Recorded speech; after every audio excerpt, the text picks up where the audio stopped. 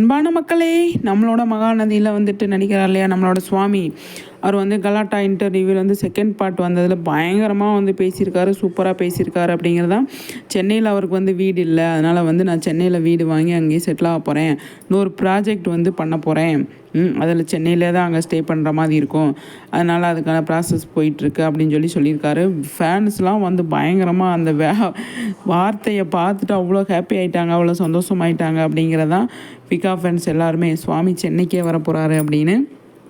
நிஜமாகவே அவரோட வளர்ச்சி பார்த்து பயங்கர மகிழ்ச்சி தான்.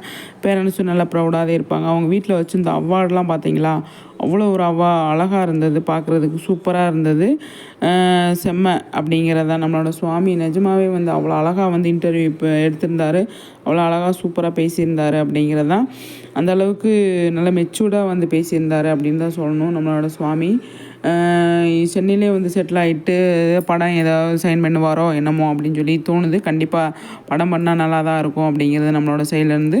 சூப்பரில் மக்களே, நீங்கள் என்ன நினைக்கிறீங்க?